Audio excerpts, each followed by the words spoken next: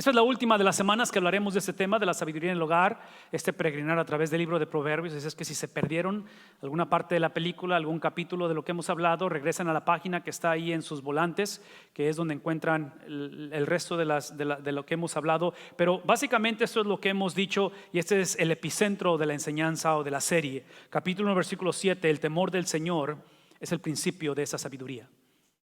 El temor del Señor es el principio, lo cual implica que lo opuesto, cuando la persona no teme al Señor y cuando no tiene el conocimiento o la sabiduría, implica que está despreciando. Entonces, aparentemente ambas tienen una connotación o un sentido de intencionalidad. Personas que temen al Señor y tienen la sabiduría, o personas que desprecian la sabiduría y son necios por falta de disciplina, también es intencional. Ninguno de los dos son accidentales. Ambos son, otra vez, con intencionalidad. Esto es lo que ha sido la enseñanza a través de básicamente 5 semanas. Y digo 5 semanas, en diferentes domingos no han sido así de corridito las 5, porque hemos tenido diferentes eventos y diferentes énfasis a través de ello. Pero hemos estado como familia nosotros pasando, como muchos de ustedes, procesos en cuestión de la salud, y uno de ellos es la de mi mamá. Y mi hermana y yo con nuestras familias hemos trabajado con respecto a ello. Hace algunos días atrás llevé a mi mamá, después de una cita, la llevé de regreso a la casa de mi hermana. Esa tarde iba a estar con mi hermana y la dejo, y fue durante el día. Así es que mi hermana, la casa estaba sola, vacía, porque todos trabajan y los muchachos, sus hijos, todos están en la escuela. Y cuando la dejé, ya salgo yo, mamá se queda ahí, yo me voy, y yendo en el camino, mi hermana me dice: gracias por llevar a mamá. Y yo me quedé así como que, ¿cómo supiste que ya fui? Yo en mi mente, ¿cómo supiste que ya fui a dejarla? Y me dice, y enseguida me manda esta foto, porque con su teléfono ella tomó la foto de la cámara que está afuera. En inglés se dice surveillance camera. Y tomó la foto, y ese es mi carro, y ya para eso ya había entrado con mamá y todo eso. Entonces mi hermana nos estaba viendo, se dio cuenta cuando llegamos a la casa y todo ese rollo. Yo no sabía que ella tenía ese sistema en casa. En estos últimos días, uno de los líderes del ateísmo, su nombre es Richard Dawkins, es un inglés. Él acaba de escribir un libro que se llama Outgrowing God. El salirse o el sobrepasar a Dios es el título del libro. Y en este libro de ateísmo, que es un libro que es un poquito diferente a lo que él ha escrito anteriormente, él anda en los 77, 78 de edad más o menos, y son 4 los líderes a nivel mundial en ateísmo. Uno creo que acaba de morir, pero este señor tiene una influencia increíble. Acaba de hacer un viaje, porque cuando estos escritores lanzan sus libros, típicamente hacen un viaje alrededor de diferentes países promoviendo el libro.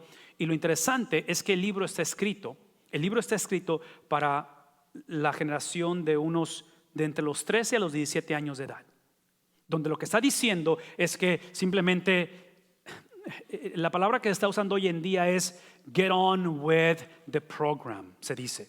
O sea, ponte en el lado correcto de la historia. El mundo se está moviendo en esta dirección, y parte de ello es que ya la cuestión de Dios es como algo anticuado, como algo que funcionó en su tiempo, pero hoy en día somos una generación diferente, pensamos diferente. En fin, hay nuevas leyes, nuevas reglas. ¿Me explico? Está cambiando el mundo y es parte de ello. Ahora, nosotros como iglesia y como cristianos, cuando vemos ese tipo de enseñanza, creemos que en inglés la palabra es rebuttal. Lo que contrarresta este tipo de enseñanza es la sabiduría, y creemos que la sabiduría, que ya leímos en el capítulo versículo 7, que es el temor de Jehová, es el principio de ese conocimiento, sabiduría. Simplemente, sí, eso es el resultado, no la evidencia de que tememos al Señor. Entonces, parte de lo que estamos diciendo es que este tipo de enseñanzas, este tipo de movimientos, que son una fuerza imparable y que está escribiéndole a la cultura que se le dice en inglés Western Civilization, la cultura de Occidente. Está la cultura, obviamente, del otro lado del mundo, pero en la cuestión de occidental, que somos nosotros, en la cual nuestros fundamentos fueron la cuestión del cristianismo y todo eso en aquellos tiempos, él está diciendo que ahora la sabiduría para nosotros como cristianos tiene que ser el producto de temer a Dios. Y digo producto en lugar de evidencia, porque siempre uso la analogía del idioma. Para mí, la evidencia que vivo en Estados Unidos, la evidencia es que hablo inglés. Pero cuando se trata del español, es simplemente lo natural, es lo que me sale, es lo que no tengo que forzar, es lo que típicamente estoy pensando. Yo pienso típicamente en español, no necesariamente en inglés. Entonces piensen en cuestión de la sabiduría. Y menciono esto porque la tendencia típicamente es pensar que la sabiduría es el producto de experiencias, de cómo me fue mi infancia, mi matrimonio previo. Ahora ya soy tengo más experiencia, más sabiduría, tengo la educación porque ya me eduqué. Y eso está bien, no estoy en contra de ello. Pero lo que está diciendo aquí es que la sabiduría es algo que fluye natural de alguien que teme al Señor. Y menciono esto una vez más porque en su libro lo que él va a hacer, él va a producir lo opuesto. Él va a decir, y aquí la cambié a letra minúscula, que el conocimiento o la sabiduría es el resultado de ¿qué cosa? En otras palabras, lo que él va a argumentar es esto en su libro. Y eso es lo que ese es el evangelio que están recibiendo nuestros hijos, nuestros nietos, que están recibiendo la generación hoy en día. Es lo que muchos de nuestros candidatos a la presidencia, esa es la perspectiva con la cual se está llevando a cabo liderazgo a nivel de distrito escolar. Esta es la perspectiva con una posibilidad muy grande que nuestros hijos se van a casar con gente que abrazan este tipo de evangelio, el cual dicen que el conocimiento es el producto de, no de temer a Dios, pero de que Dios esté, ¿qué cosa? Ausente. ¿Por qué? Porque el ateísmo va a decir que aquellos que le temen a Dios son personas que están en error. Es un error, sí, es un error. Temer a Dios o creer que hay un Dios es peligroso, es una amenaza. Si tú eres de esos radicales y de esos, en inglés dice narrow-minded, ¿me explico? Esos que tienen absolutos en la vida. Y lo último es que vas a ser, inclusive, porque él va a argumentar que ese es el resto del mundo típicamente. Él va a argumentar que hay una élite de la cual él se considera obviamente, donde ellos que afirman, en este caso, el concepto de autonomía o el concepto de ese elitismo es que ellos se consideran sabios o prudentes. Por lo tanto, lo que argumenta él en el libro, que es un poquito irónico, él argumenta que como esta es la mayoría de la gente en la cuestión de que en un momento dado no es tanto que se opongan al ateísmo, pero están como entre medias tardes y buenas noches, como que creen en Dios, pero a la misma vez creen más que nada en simplemente mejorar la condición, mejorar el comportamiento, portarse bien, pagar los impuestos, serle fiel a la esposa y al final dejar a la familia estable económicamente. Eso es lo que muchas pensamos que eso es el evangelio. Es lo que dice, es lo que recomienda en el libro, irónicamente, es que no debemos de abolir en su totalidad la religión. ¿Por qué? Porque él dice que como la mayoría de la gente está en error, la mayoría de la gente son peligrosos y la mayoría de la gente son inferiores, él dice o él recomienda que debe de haber una cámara cósmica o celestial que esté vigilando al ser humano. Porque él dice en su libro o él dice en su argumento que si se quita el concepto de la religión en su totalidad y le quitamos ese concepto de una cámara cósmica, la gente se va a desenfrenar y va a ser anarquía.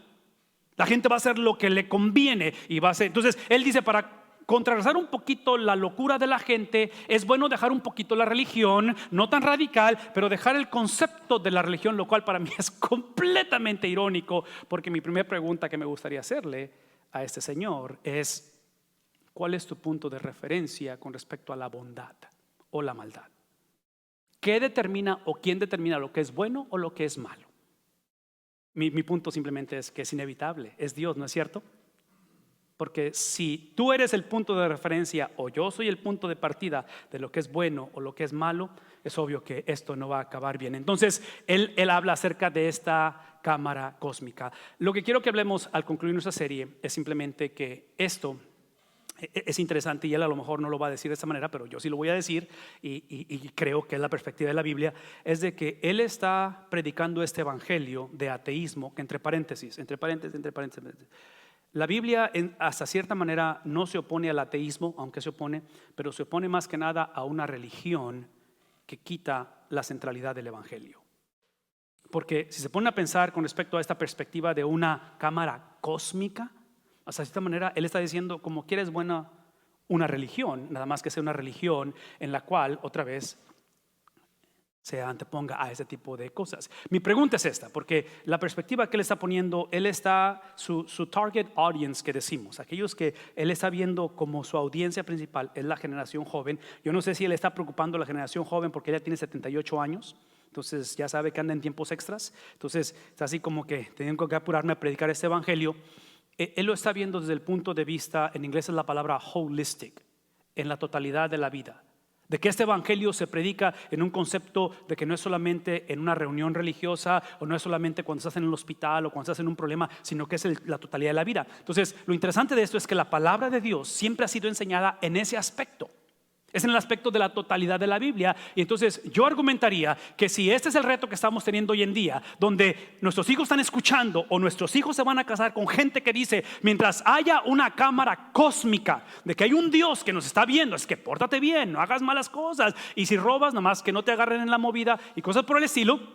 Si esa es la perspectiva, yo creo que la manera en que vamos a presentar el evangelio tiene que ser a través del hogar, a través de la relación interpersonal, que es como el evangelio es presentado desde el Antiguo y en el Nuevo Testamento. Por lo tanto, si tienen una Biblia, vean lo que dice Proverbios capítulo 2, versículo 16. Observen cómo el núcleo de la familia es el vehículo de la sabiduría, porque dice ahí que la sabiduría te librará, y esto viene desde diferentes versículos de enseñanza anteriormente, que no tenemos tiempo para leer todos, pero dice, la sabiduría te librará ¿de qué cosa?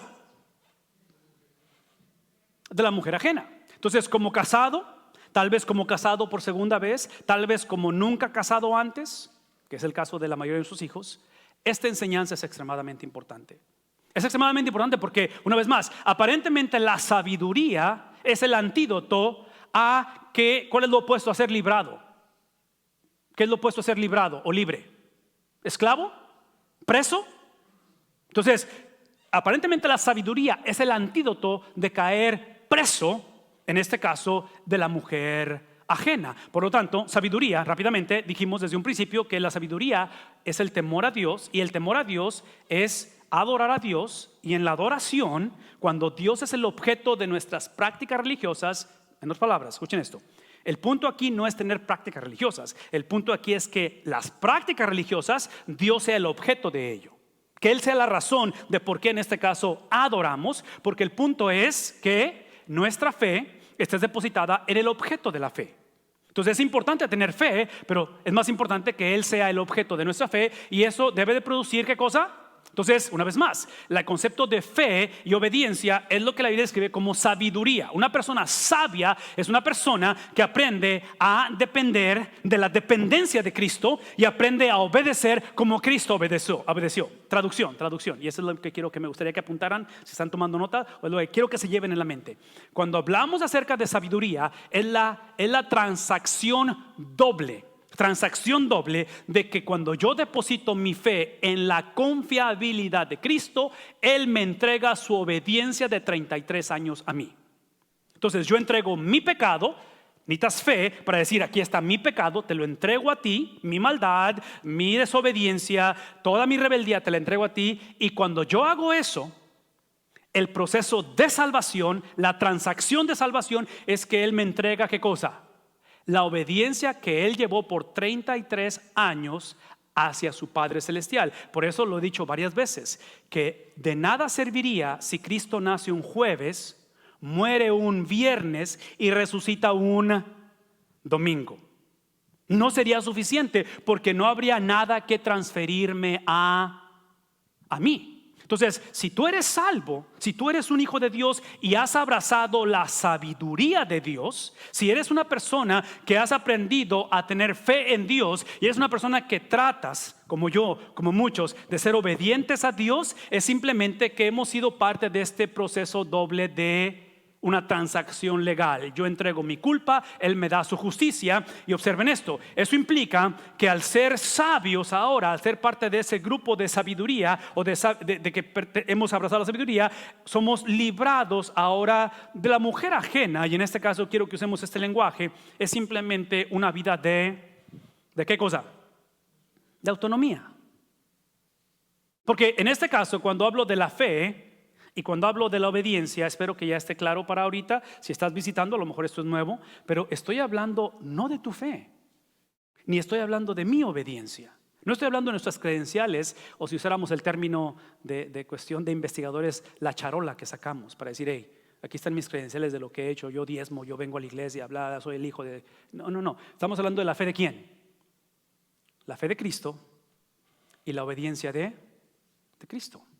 Entonces, en este caso, aparentemente, esto es lo que para mí, para ti, es lo opuesto a una vida de autonomía. El ateísmo no es otra cosa más que decir, no existe Dios, por lo tanto, ¿quién es Dios?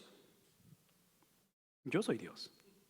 Yo determino qué es la verdad, quién es la verdad, de qué. ¿Sí me explico? Entonces, en este caso, lo que la sabiduría te libra es en esta cuestión de la mujer ajena o de una persona autónoma. Ahora, tengo muy poquito tiempo disponible, así que quiero dejarles esto bien en claro y rápidamente. Si es que están tomando nota, va a ser rápido esto, pero quiero que regresemos al principio de la película en la cuestión de este concepto de relación, de sabiduría, de la mujer ajena, de que si esto es la base de la sociedad, es la base de la iglesia, es la base del mundo, y si nuestros hogares no están basados en la sabiduría de Dios, es obvio que el futuro de nuestros hijos y de nuestros nietos y de los hijos de nuestros nietos es incierto y es básicamente lleno de autonomía.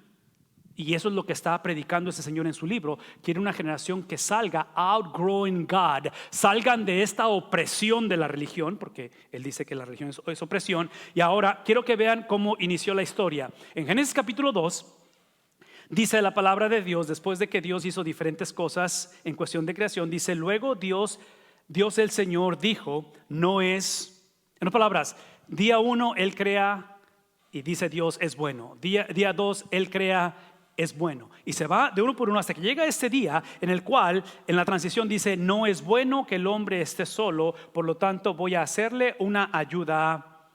La versión de Reina Valera dice ayuda idónea o ayuda adecuada en este caso. Entonces eso es lo que quiero que vean. En la cuestión de que no es bueno, la razón que no es bueno, ¿sí? Cuando dice él, es simplemente porque el hombre fue creado para necesitar ¿a quién?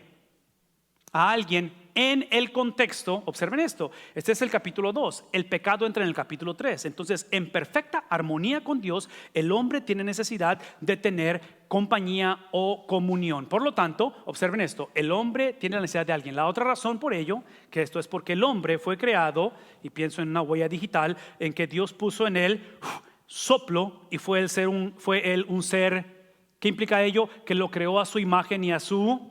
Entonces el Dios de la Biblia es un Dios trino, Padre, Hijo y Espíritu Santo, lo cual implica que si Él es un Dios trino y vive en comunidad, el hombre fue creado para vivir en comunidad. Por lo tanto, necesitamos de alguien. La segunda razón por qué necesitamos de alguien es porque cuando fuimos creados, cuando fuimos puestos en este mundo, es para llevar a cabo la agenda del reino. Dios nos puso para un propósito específico. El propósito es administrar la creación, lo cual es, ¿qué cosa? Y menciono esto porque muchos creemos que el trabajo es el producto del pecado. No. El hombre fue asignado a trabajar antes de que entrara el pecado. El trabajo no es consecuencia del pecado. ¿Cómo lo sé esto? Porque así como fuimos diseñados a su imagen y semejanza, por lo tanto tenemos necesidad de alguien y de compañía, ¿sí? De unos de otros. Observen la cuestión de Dios. Les acabo de decir que Dios empezó a crear y en el día 1, día 2, lo que estoy diciendo es esto, es que Dios es un Dios de trabajo. Y si Dios es un Dios de trabajo, es que somos creados ¿para qué? Somos creados para trabajar. Entonces, ¿qué quiero decir con ello? Esto es lo que quiero decir, que es obvio que una de las cosas que van en contra del carácter de Dios, ¿qué es lo opuesto al trabajo? La pereza, la apatía, la flojera. Entonces, como cristianos, una de las maneras de ser una piedra de tropiezo para que el evangelio sea proclamado es cuando el cristiano es perezoso, es indiferente y no trabaja. ¿Sí captamos eso? Porque fuimos diseñados para ello. Es un mandato el cual, una vez más, el cual se lleva de acuerdo a la agenda del reino, y que este tipo de mandatos no se pueden ejercer solos. Por eso estoy hablando de algo que va en contra de la autonomía. ¿Recuerdan eso? Típicamente personas que se creen dueños en lugar de administradores, personas que son flojos, perezosos en lugar de trabajadores. La raíz es la autonomía, de que nadie les dice, no consultan con nadie, nadie está hablando a sus vidas y no piensan que necesitan absolutamente ¿de quién? De nadie. El último es, que es la tarea que le da Dios al hombre, es que se multipliquen y llenen la tierra, que es el punto de que Dios le va a dar. No es bueno que esté solo porque hay que llenarla. ¿Qué significa ello? Hay que tener, ¿qué cosa? Y no estoy en contra de que tengan perritos, cotorritos o cochinitos, pero hay que tener hijos, porque cada hijo que tenemos es literalmente la expresión ¿de qué cosa?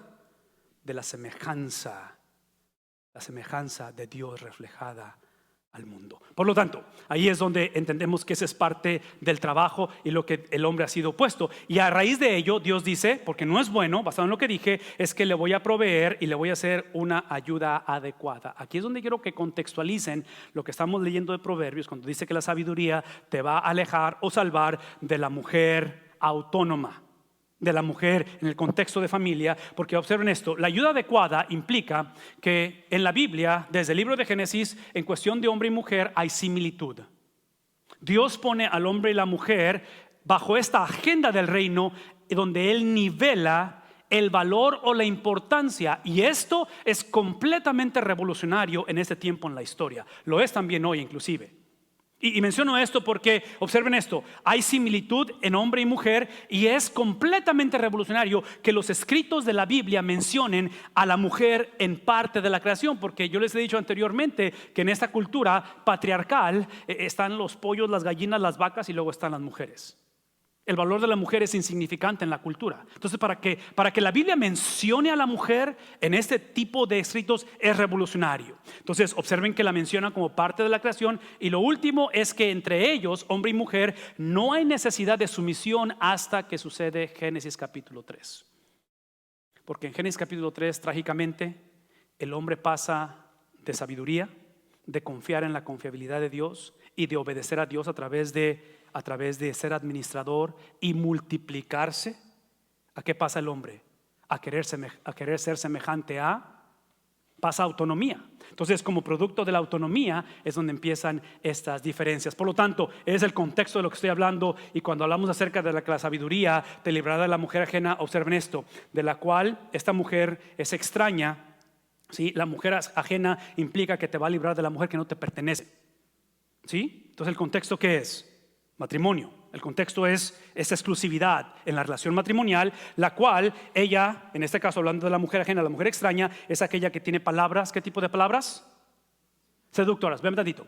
Aparentemente, la sabiduría es el producto de intencionalidad, y la autonomía, que es caer o ser presa de la mujer ajena, la mujer extraña, con palabras seductoras, también habla de intencionalidad.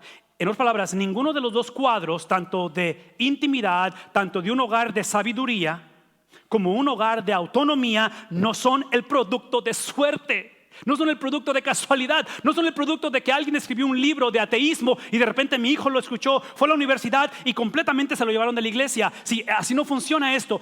Ambas cosas, déjame por esta manera. No plan de acción es plan de acción. No plan de crecimiento es plan de crecimiento. ¿Sí me explico? No plan de cuidar mi espíritu, mi matrimonio, mis hijos, la espiritualidad, el crecimiento y mi pasión por Cristo, el moverme en apatía también es un plan. Por lo tanto, cuando habla acerca de ello, aquí es donde quiero que concluyamos y quiero que dejemos esto bien en claro. Y esto va a sonar controversial y a lo mejor les va a ofender y espero que regresen, pero tengo que decirlo. Este es el punto. Cuando trata en cuestión de, en este caso, y usando a la mujer como mujer ajena, mujer extraña y con palabras seductoras, basado en todo lo que hemos hablado, basado en la cuestión de que entre hombre y mujer su diferencia es, a la luz del Evangelio, es en función pero no en esencia. ¿Está claro eso o no está claro ese principio? ¿Qué es lo que ustedes están diciendo? Es lo que ustedes están diciendo. La sabiduría proviene de un Dios que es sabio, el cual es un Dios tripartito, Padre, Hijo y Espíritu Santo. En la Trinidad hay una diferencia entre las tres personas en función. Si ustedes leen los evangelios, el Hijo se somete ¿a quién? Al Padre. Pero su sujeción al Padre, su sumisión al Padre no le hace perder su divinidad o su esencia como Dios. Cristo sigue siendo Dios mismo, nada más que como Hijo se somete al Padre. El Espíritu Santo se somete al Hijo, pero el hecho de que el Espíritu se someta al Hijo y el Hijo al Padre, eso no implica que tienes lo que es la primera división de Dios, segunda división de Dios, y luego tienes, no sé cómo se llama la última, pero en inglés decimos que tenemos varsity, JV. ¿Sí me explico? Tanto el Padre como el Hijo como el Espíritu es Dios mismo en esencia, con diferentes funciones. Traduzcan esto en el hogar. Si la Biblia enseña que el hombre o el padre es cabeza del hogar y la mujer se somete al padre, se somete al esposo, y los hijos se someten a los padres, estamos hablando de ¿qué cosa? De función, no de Entonces tu sumisión como esposa no te hace menos. Yo argumentaría que tu sumisión exalta tu esencia. Porque, entre paréntesis, eso es gratis, no les voy a cobrar por esto, pero en cuestión del hombre, en función debe de someterse a Dios. ¿Me explico? Y en este caso, cuando digo Dios, porque muchos dicen sí, que someta a Dios, estoy hablando de la iglesia. Si el hombre desea tener una esposa que se someta a él y desean tener hijos que se sometan a ellos, el hombre tiene que someterse a la iglesia, porque la iglesia es la representación de Dios. ¿Qué es lo que estoy diciendo? Que cuando hablamos acerca de esta autonomía en la mujer ajena, la mujer extraña, con palabras seductoras, estamos hablando de la distorsión con la cual el hogar fue formado al principio en un concepto de exclusividad. Ya hablamos en Génesis que no era bueno que el hombre estuviera y que le diera una ayuda idónea. Esta relación entre Adán y Eva, esta relación entre el hombre y la mujer, ya la contextualizamos que es para llevar a cabo el hecho de que no es bueno que esté solo, para reflejar en nuestra relación el Dios trino, y aparte de ello para llevar a cabo la agenda del reino. ¿Qué estoy diciendo? Que cuando la agenda del reino, los estatutos de Dios son quitados y nos movemos a lo que es autonomía, entonces las relaciones las empezamos a distorsionar. Las relaciones se empiezan a convertir en lo que viene siendo la meta en lugar del vehículo a la meta. De tal manera que todo lo que estoy diciendo es esto: con respecto a la sexualidad, con respecto a las relaciones interpersonales, con respecto a la manera en la cual distorsionamos esto, escuchen esto, es que la perspectiva de la Biblia enseña que con respecto a la sexualidad, con respecto a la relación entre un hombre y una mujer, ya sea en fornicación antes del matrimonio, ya sea en adulterio, ¿qué es el adulterio? Fuera del matrimonio, o ya sea cualquier otra distorsión sexual, la Biblia enseña que en la sexualidad nosotros es lo que hacemos, no lo que somos. Y el problema con el ateísmo, el problema con la secularidad de nuestro mundo, es que el mundo secular está diciendo que en cuestión de la perspectiva de la sexualidad es lo que soy, no lo que hago. Siempre que la persona esté confundida con lo que hace en lugar de lo que es, eso es lo que traerá como consecuencia. Es que esa mujer que ha confundido esencia y función, que ha descartado la sabiduría de Dios, es aquella que se olvidó ¿de quién? Se olvidó del pacto inmovible, del plan original de Génesis capítulo 2.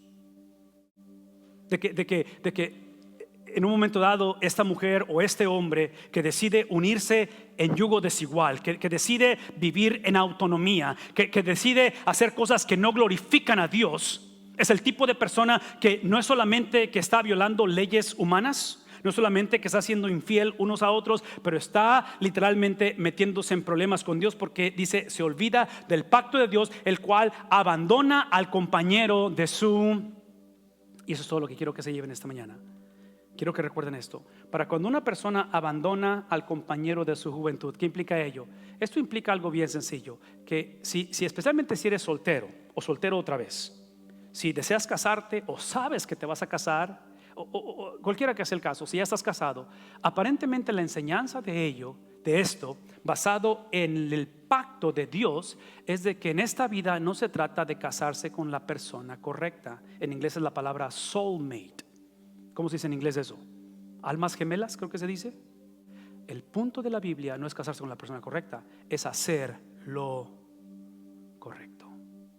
Y menciono esto porque somos una generación en la cual, otra vez, somos tan necios que decimos, no, es que me casé con la persona equivocada, no, es que acabo de conocer a mi soulmate.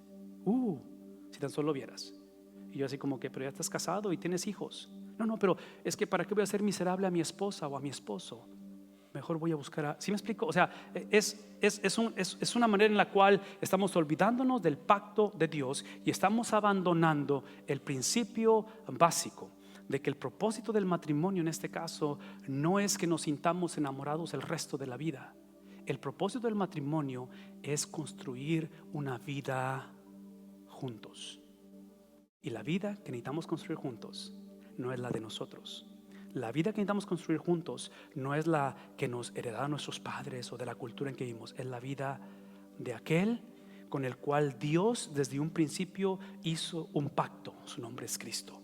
Si tú esta mañana eres o has abrazado el evangelio de Jesús, es porque antes de la fundación del mundo, antes de Adán y Eva, el Padre hizo un pacto con el Hijo. y el Padre le entregó al Hijo los que iban a ser salvos. Y es un pacto inmovible. Es un pacto que nunca va a cambiar. Entonces el punto aquí no es si la persona pierde su salvación, si la persona en un momento dado ha abandonado sus pactos y no ha cumplido, y ahora que tengo 40 años, que tengo 60 años, ahora que tengo 25 años, Dios va a perdonar que yo hice cosas. Sí, ese no es el punto. El punto aquí está basado en algo que es, la sabiduría inicia no con una generación que entiende, que razona, que ha aprendido de los errores. La sabiduría inicia con un pacto que se hizo entre el Padre con el Hijo, y ese pacto produjo la salvación del hombre. Ese pacto es la base de lo que somos hoy en día, que aun cuando tú y yo nos caracteriza el abandono, aun cuando tú y yo nos hemos rendido con nosotros mismos, aun cuando tú y yo tal vez estamos en ese contexto de Richard Dawkins, donde solamente lo que creemos es que hay alguien allá que tiene una cámara cósmica, una cámara celestial, que si me porto bien me va bien, si me porto mal me va mal. Sí, ese no es el evangelio. El evangelio es que aun cuando yo he abandonado, aun cuando yo rompo, quiebro, violo los pactos de Dios, Dios en su misericordia tiene un pacto inmovible a través de la persona de Jesucristo. Y en ese evangelio es que esta mañana basamos la esperanza de nuestra vida. Es obvio que si esa es la realidad y deseamos ser parte de ese pacto, tenemos que tomar una decisión de movernos de autonomía y ahora caminar en sabiduría.